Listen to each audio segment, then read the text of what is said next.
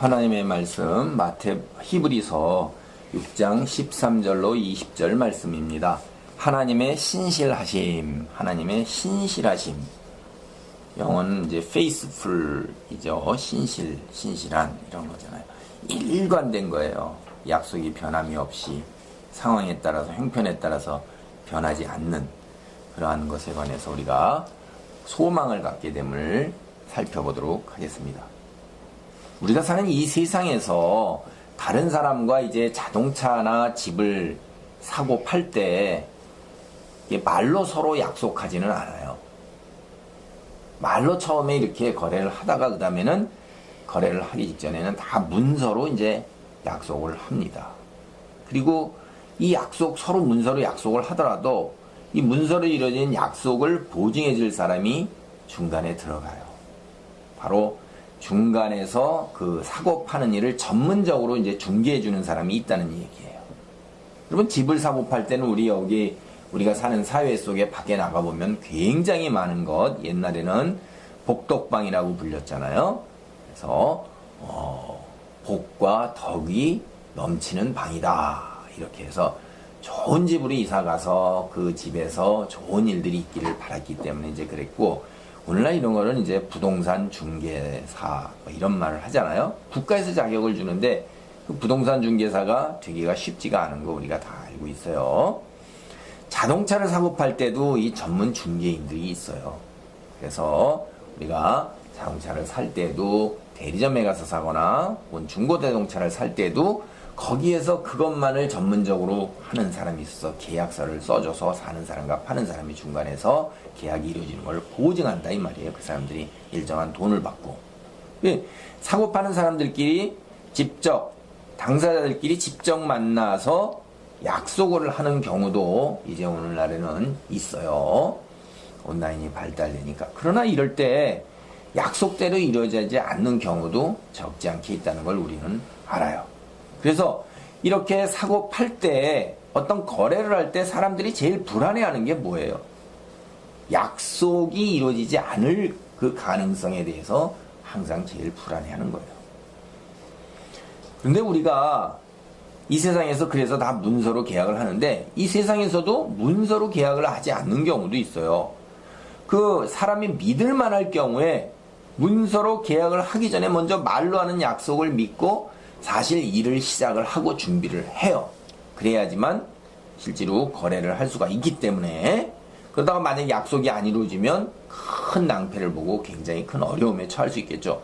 그래서 하여간 제일 두려운 게 뭐냐면 이 약속이 과연 그대로 이루어질 것이냐 하는 것이 언제나 그 당사자들끼리에는 굉장한 두려움이 되는 겁니다.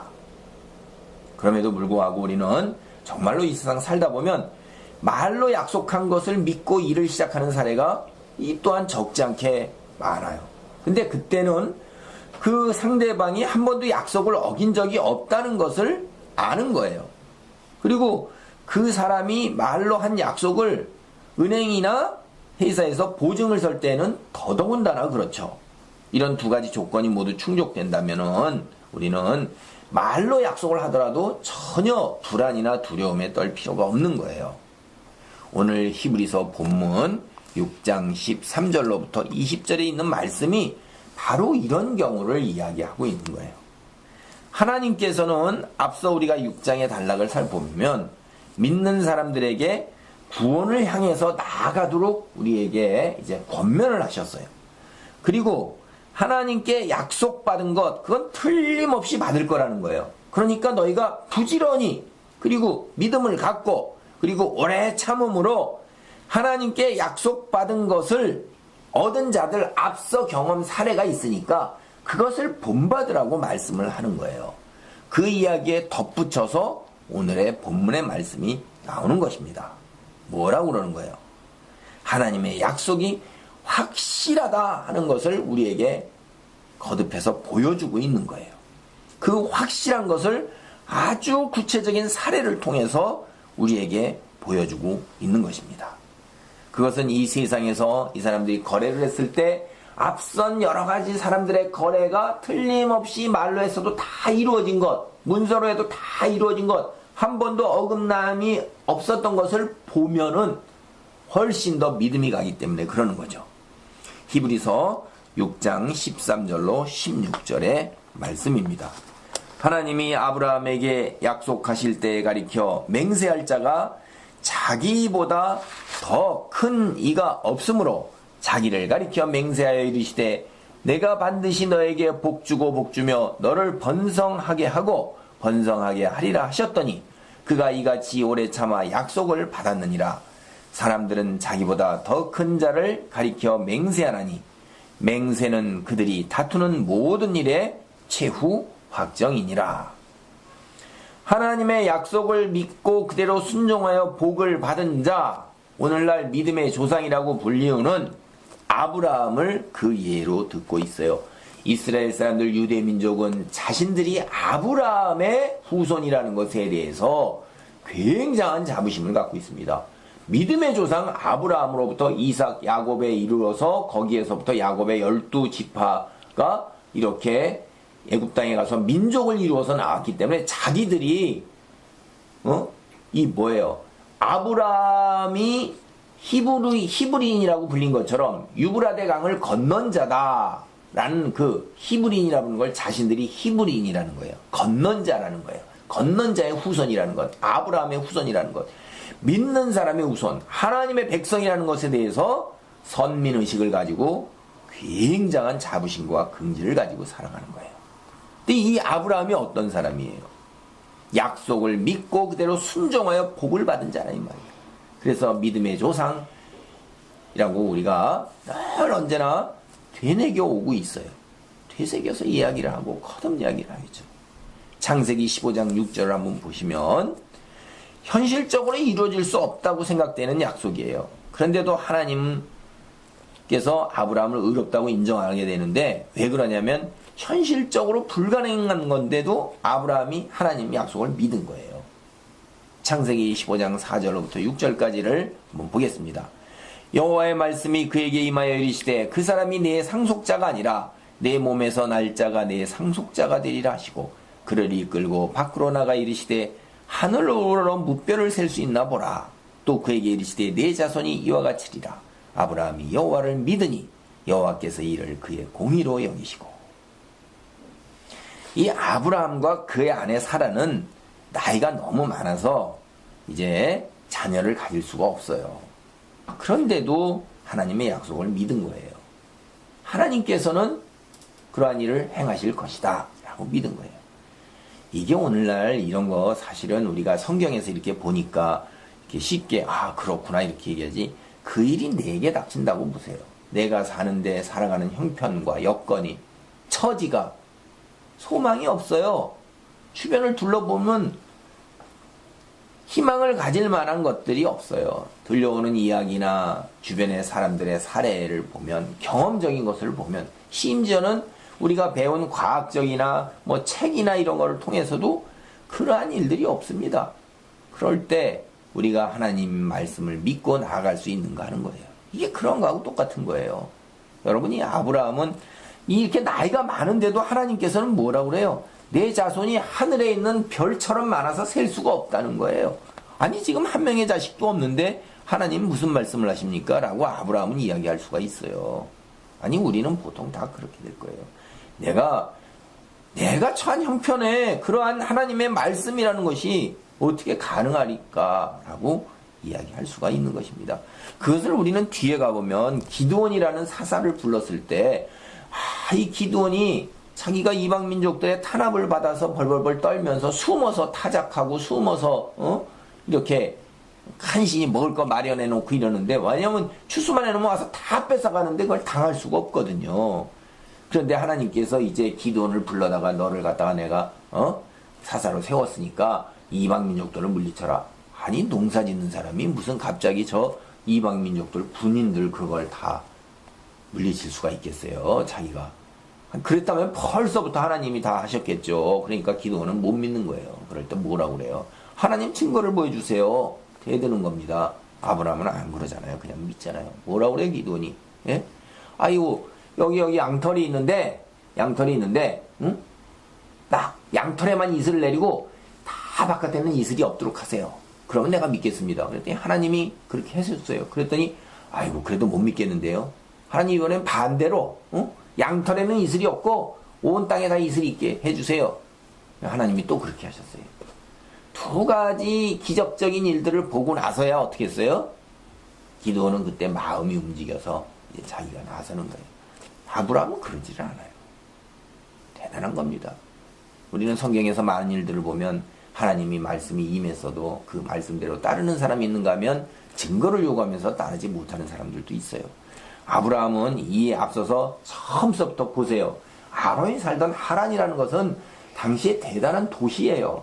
그 유브라데 강을 흘러내려오는 곳에서 발달된 문명 속에서 도시 속에서 살던데 거기를 떠나서 유브라데 강을 건너가지고서 저 광야에 가서 재산을 다 정리해서 가지고 광야에 가서 너 혼자 살아라. 부모를 떠나고 일가 친척을 떠나고 편안하고 안일한 삶, 풍요로운 삶을 다 등지고 저 광야 속에 가서 살아야 되는 거예요.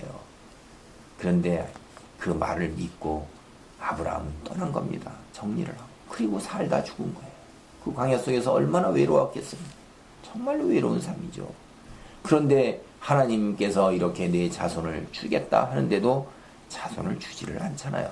그런데도 주겠다고 또 약속을 하시는 거예요. 창세기 22장 15절로 17절 말씀입니다. 여호와의 사자가 하늘에서부터 두 번째 아브라함을 불러 이르시되 여호와께서 이르시기를 내가 나를 가리켜 맹세하노니 내가 이같이 행하여 내 아들 내 독자도 아끼지 아니하였은즉 내가 네게 큰 복을 주고 네 씨가 크게 번성하여 하늘의 별과 같고 바닷가의 모래와 같게 하리니 네 씨가 그 대적의 성문을 차지하리라.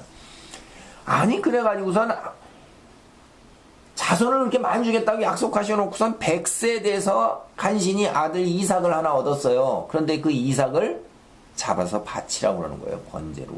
인신공양을 드리라고 하는 거죠. 이때 당시에 인신공양, 자기 자식을 갖다가 불태워서 번제로 드리는 일들은 이방민족들에게 흔한 일들이었어요. 자기의 간절한 소원을 이루기 위해서 그런 짓을 했어요. 하나님 참 이해하시기 어려운 거죠. 뒤에 가서 이런 인신공양하는 거예요. 하나님이 아주 정죄하시면서 크게 그런 이방민족을 본받지 말라고 얘기하는 거예요. 근데 하나님께서 이런 시험을 한 건 이거 우리 머리로 다 이해가 안 가는 일이고 굉장히 어려운 일입니다. 이게 해석이. 그런데 아브라함이 자기 아들 이삭을 데리고 갑니다. 나이가 100세도 넘었죠.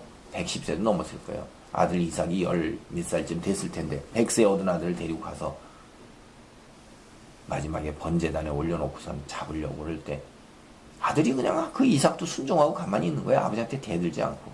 그럴 때 마지막 순간에 가서 칼이 목에 들어갈 직전에 이게 참 하나님은 절대절명까지 우리를 절벽 끝까지 몰고 가세요. 그때서야 그만둬라 이렇게 하고선 그 이야기예요. 이게 그 이야기. 내가 이같이 행하여 내 독자도 아끼지 아니하였은즉 마지막 순간까지 그 아들 이삭을 하나님 말씀에 순종해서 그렇게 하려고 그러는 거. 그리고 믿고 그랬을 때 그만두라 이렇게 하고 씨가 하늘의 별과 같고 바닷가의 모래와 같겠다고 했어요. 근데 평생 아브라함 사는 동안에 아브라함에게 이삭밖에 없습니다. 그 다음에 아브라함이 믿음이 없어서 후손을 보려고 했던 이 애굽종 하갈에게 얻은 이스마엘 둘밖에 없는 거예요. 근데 이스마엘은 또 정식 후손이 아니었기 때문에 이제 아브라함을 떠나서 사는 거고 달랑 이삭 하나를 얻고 아브라함 죽을 때도 달랑 이삭 하나 얻고 죽었어요. 그래도 하나님을 말씀에 믿고 평생을 그렇게 살아간 겁니다. 이게 참 하나님의 그 약속은 아브라함 때 이루어지지 않았어요. 아브라함 이후에 이삭 이후에 야곱, 그리고 야곱 이후로부터 12아들 70여 명의 가족들이 이제 손자까지 또 야곱이 데리고 애굽 땅에 내려가서 430년이 지난 후에야 몇백만 명의 이제 이스라엘 사람이 생긴 겁니다. 그래도 하늘의 별과 같지는 않잖아요. 그런데 그 이후로 이스라엘 민족이 번성해서 오늘날 보면 예수님 오실 때 이스라엘 민족들이 전 세계에 흩어져 살고 오늘날 유대인이 믿음의 신앙 공동체인 유대인들이 얼마나 많은지 알 수가 없고요. 그 다음에 영적으로 이스라엘이라 불리는 하나님을 믿는 하나님의 백성들은 엄청나게 많죠. 다 정확하게 세기가 굉장히 어려울 정도로 많고, 구약 성경을 믿는 사람만 하더라도 가톨릭 믿는 사람이나 혹은 우리 이 기독교나 아니면 유대교 사람이나 다 하나님을 믿는 사람들이에요. 이런 사람들이 대략 세계 인구에 얼마나 될까요? 3분의 1일까요? 2분의 1일까요? 유일하신 하나님을 믿는 사람들이 세계 인구에서 얼마나 차지할까 하는 거는 3분의 1은 훨씬 넘을 거라는 생각이 들어요. 그러니까 하늘의 별과 바닷가의 모래와 같이 수많은 사람들이 된 거죠. 그리고 지금까지 2000년 동안의 믿음의 반열에 서서 구원을 받은 사람이 얼마나 많을까요? 하늘에 쌓여있는 그 숫자가 하늘의 별과 바닷가의 모래와 같이 많다는 이것이 그대로 이루어진 거예요. 아브라함은 현실적으로 이룰 수 없다고 생각할 수밖에 없음에도 불구하고 하나님의 약속을 믿은 거예요. 하나님의 약속이 이룰 때까지 참고 또 참고 기다렸어요. 하나님은 아브라함에게 약속을 하시고 하나님의 약속이 얼마나 신실하냐 한 걸 아브라함에게 보여주기 위해서 맹세를 하셨어요. 우리도 맹세를 하잖아요. 막 하다가 뭐가 안 되면 그 다음에 내가 맹세하는데 뭐 이런 얘기 하잖아요. 그리고서 우리가 그 큰 공직에 나아갈 때는 대통령이나 이런 사람들 나갈 때 맹세하잖아요. 맹세를 어디다 합니까? 기독교 국가들 같은 데는 다 성경에다 손을 얹고 맹세를 하잖아요. 하나님에다 맹세를 하는 거예요. 자기보다 큰 자를 내세워서 맹세를 당연히 하는 거죠. 훨씬 뛰어난 사람, 탁월한 능력을 지닌 사람을 가리켜서 맹세를 해야지만 맹세가 효력이 있는 거예요. 전지전능하신 창조주 하나님께서는 하나님보다 뛰어난 신이 안 계셔요. 그러니까 당신을 가리켜서 맹세를 하시는 거예요. 그리고 아브라함에게 한 약속을 그대로 이루어 주셨어요. 오늘 그리스도인 우리 모두가 하나님의 약속을 기업으로 받은 자예요. 하나님의 약속을 기업으로 우리가 받는다는 것, 이건 소망으로 그치는 게 아니라 하나님께서 반드시 이루어내시는 약속이에요. 그러므로 그리스도인은 분명하게 약속을 기업으로 받게 되어 있어요.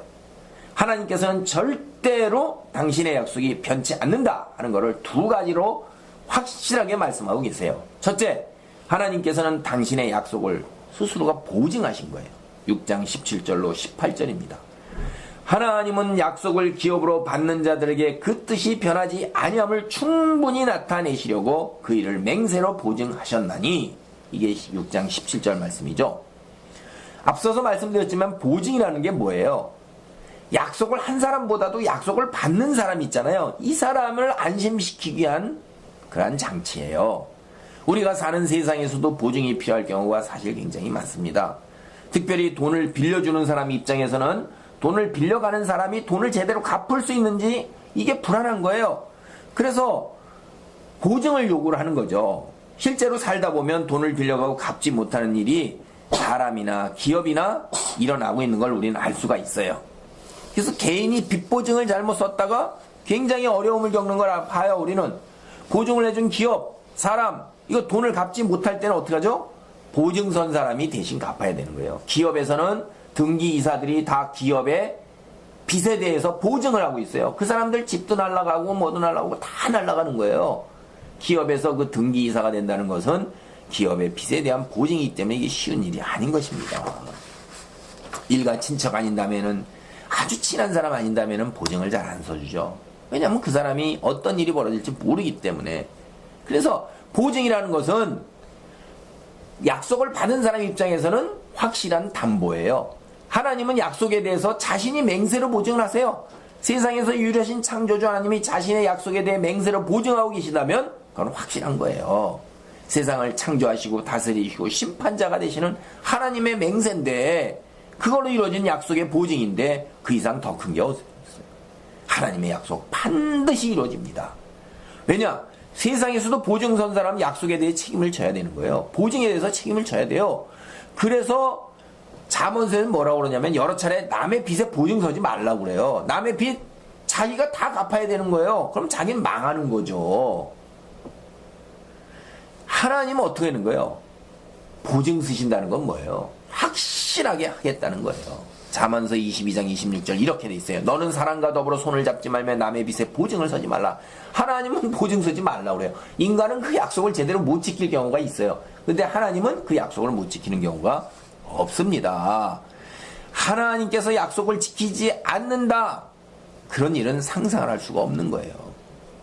근데 이게 이제 만약에 하나님께서 약속을 지키지 않으신다 해도 또 누가 그 약속을 지켜요? 보증선 사람이 약속을 지키죠. 보증선 사람이 누구예요? 또 하나님이세요. 유일하신 하나님, 전지전능하신 하나님, 거듭 강조를 하고 계시잖아요. 이게 뭐예요? 하나님의 약속을 믿고 확실하게 믿음에 거하면서 오래 참고 기다리라는 우리의 문제이지 하나님의 문제는 아니라는 거예요. 하나님의 약속이 절대로 변치 않고 확실하다. 여기에 대한 두 번째 증거가 6장 18절입니다. 이는 하나님이 거짓말을 하실 수 없는 이 두 가지 변하지 못할 사실로 말미암아 앞에 있는 소망을 얻으려고 피난을 철을 찾은 우리에게 큰 안위를 받게 하려 하심이라. 첫째는 하나님이 보증을 섰고 두 번째는 하나님은 거짓말을 하실 수 없는 분이다. 거짓말을 하시지 않는다는 거예요. 여러분, 우리가 창세기 내내 다 살펴봐도 하나님은 한 번도 거짓말을 하신 분이 없어요. 아니, 구약성경, 신약성경 다 살펴봐도 하나님은 거짓말을 하신 분이 아니라는 걸 우리는 너무나도 확실하게 알아요. 하나님은 완전하신 분이고 의로운 분이라서 한 번의 거짓말도 당신을 용서 못하시는 분이세요. 흠이 없으신 분이라는 말이에요. 하나님께서 이 세상에 오신 일을 보면 사실 성경을 잘 살펴보면요, 하나님께서 이 세상에 여러 번 오셨어요. 창세기를 보면 물로 세상을 심판하십니다. 하나님이. 그런데 하나님께서 사람의 포악함이 땅에 가득해서 종말의 심판을 하셔요. 그래, 생명 있는 걸 다 멸하기로 하셔요. 그런데 노아만이 하나님을 믿고 의지하고 순종하니까 하나님께서 그를 의인으로 인정하고 그를 그만을 살려주십니다. 그래서 그에게 생명 있는 모든 것을 다 멸하겠으니 너는 살려주고 내가 살아있는 것 다 암수 한 쌍씩 가지고 방주를 만들어서 그 안으로 들어가라. 내가 홍수를 내서 심판하겠다. 하나님 말씀 그대로 다 이루어졌잖아요. 창세기 6장 17절 20절 말씀입니다.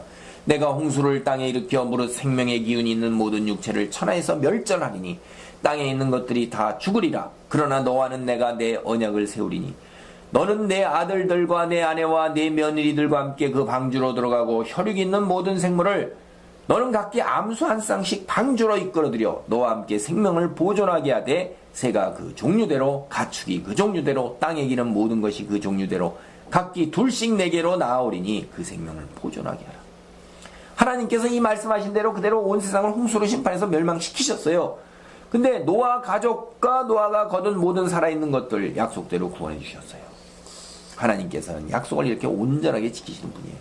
그 노아의 후손에서 쭉 나온 게 아브라함과 이삭과 야곱에게 똑같이 약속을 하셨어요.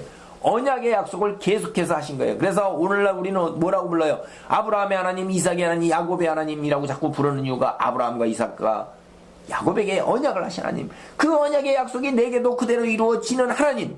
그 약속을 내게도 그대로 이루어 주시옵소서. 그래서 아브라함과 이삭과 야곱의 하나님이라고. 우리 조상이기 때문에 그렇게 한다지만 하나님이 그들과 맺은 언약을 그대로 이루어 가시는 분이시라는 것을 하나님께 우리가 다시 한번 말씀드리는 거예요. 내게도 하나님의 그 언약을 그대로 이루어 주시옵소서 하고 하는 거예요. 그들을 구원으로 인도하셨고 후손이 하늘의 별과 바다에 별처럼 많고 바다에 모래처럼 많게 하셨어요. 우리는 특별히 아브라함이 하나님과 언약을 맺는 의식을 거행할 때 보면 하나님께 죄를 범했어요. 그래서 하나님께서는 아브라함의 후손에게 아브라함의 죄로 인해 벌을 내리셔요. 애굽 땅에 가서 종이 되는 그런 벌을 내리시지만 그러나 구원을 하시겠다는 그 구원의 약속과 별처럼 많게 했다는 약속을 그대로 이루어지기 위해서 모세를 보내서 인도해 내셨잖아요. 여러분, 세상에 있는 우리가 가지고 있는 신화나 전설을 보세요. 거기에 나오는 신은 어때요? 영화 속의 신도, 소설 속의 신도. 이게 신도 인간처럼 비슷해요. 거짓말도 하고 유혹도 하고 속여요. 악한 면도 있어요. 그거 우리가 가지고 있는 이야기예요. 근데 성경을 보세요. 하나님의 그러한 면이 있는가? 글자 그대로 완전하신 유일하신 창조주세요. 하나님이 하신 약속 자신이 맹세로 보증을 하셨어요. 그 다음에 하나님은 절대로 거짓말을 하실 수 없는 분이세요. 이게 우리가 하나님의 약속에 대해서 너무너무 큰 안심과 위로를 가지게 되는 거예요. 내게 주어진 천국의 구원, 내게 주어진 이 땅에서 하나님의 동행하심, 이거는 변할 수 없는 거예요. 단 조건이 뭐예요? 우리가 믿음을 가져야 되는 거예요. 우리가 믿음이 있어야 되는 거예요. 우리가 믿는 대로 해주시는 하나님이세요. 우리는 하나님의 약속을 기업으로 누리게 되는 놀라운 복받은 자예요. 하나님의 약속의 구체적인 성취가 뭔지 아세요? 우리에게 구원을 주시겠다는 구체적인 성취가 예수님이 하나님의 약속대로 이 땅에 오신 일이에요. 제가 더 풀어서 얘기하면 하나님의 약속의 구체적인 성취는 예수님을 이 땅에 보내서 구원하겠다는, 메시아를 보내겠다는, 구원자를 보내겠다는 하나님의 그 약속, 성경 처음 시작서부터 시작된 약속이 마침내 신약성경 시작 전에 이루어졌다는 거예요. 예수님이 이 땅에 오셨다는 거예요. 그리고 우리의 구원의 길을 마련하기 위해서 십자가에서 우리 죄를 대신해서 돌아가신 일이에요. 히브리서 6장 19절로 20절이 이 사실을 말하는 거예요. 우리가 이 소망을 가지고 있는 것은 영혼의 닷 같아서 튼튼하고 견고하여 휘장 안에 들어가나니, 그리로 앞서 가신 예수께서 멜기세덱의 반차를 따라 영원히 대제사장이 되어 우리를 위하여 들어가셨느니라. 우리 그리스도인은 이 세상이 아니라 하늘나라에 들어가는 것을 소망으로 하여 살아갑니다. 우리가 구원에 대하여 소망을 가지고 있는 것, 그거는 닷과 같은 거예요. 배가 항구에 들어가서 가만히 머무를 때 뭘 내리냐면 닷을 내려요. 배가 흔들리지 않고 정박해 있는 것은 그 내린 닷이 튼튼하기 때문에요. 만약 닷이 시원찮다면 배는 바닷물에 밀려 떠내려갈 거예요. 그래서 배가 가지고 있는 닷, 이거는 엄청나게 튼튼하고 엄청나게 견고하고 그 크기가 대단한 거예요. 여러분이 한번 항구 같은 데 가서 배를 살펴보세요. 가서 직접 눈으로 보면 어이구, 닷이라는 것이 엄청난 크기를 지니고 있는 걸 알고 있고, 쇠줄로 매달려 있는 닷 그 크기가 엄청난 걸 볼 수가 있어요. 하나님께 약속하신, 우리에게 약속하신 것, 이 세상에 오신 예수님, 구약 제사 제도에 따라 자신을 우리 죄를 속하게 한 희생 제물로 드리셨어요. 구약 제사 제도에 따르면 속죄 제사를 드리기에 성막에 들어갈 수 있는 사람은 대제사장 단 한 사람이에요. 바로 예수님께서 멜기세덱의 반차를 따라 대제사장이 되어 우리 죄를 속하기 위하여 하나님 앞에 나아가 우리 죄를 속하기 위한 속죄 제사를 드린 거예요. 그 속죄 제사가 바로 십자가에서 예수님께서 피 흘려 돌아가신 사건입니다. 우리가 예수님이 전한 복음을 듣고 우리의 구세주 되신 예수님을 믿는 일, 이거는 바로 하나님의 약속에 따라 이루어진 기적이에요. 우리가 영적으로 눈이 멀었기에 절대로 우리 능력으로는 영이신 하나님을 보고 깨닫고 믿고 하나님 앞에 나아갈 수가 없어요. 그래서 하나님 구원 약속에 따라서 예수님이 그 일을 행하신 거예요. 예수님이 우리의 대제사장이 되시고 속죄 제사를 드렸기에 이제 우리는 하나님을 믿게 되었고 구원을 얻을 길이 열리게 된 거예요. 그래서 오늘날 우리가 이처럼 하나님 앞에 나와 예배를 드리고 기도를 하고 찬송을 하고 하나님 말씀을 읽을 수 있게 된 것입니다. 죄로 인하여 멸망할 수밖에 없는, 전혀 소망이 없는 우리가 하나님의 약속을 따라서, 하나님의 약속에 따라서 구원을 기업으로 받게 된 거예요. 놀라우신 하나님의 능력, 무한하신 하나님의 사랑으로 은혜를 입게 된 것입니다. 하나님의 약속을 기업으로 받는 자들의 대열에 영원히 머무는 하나님의 은혜를 입는 자가 되기를 축복합니다. 아멘.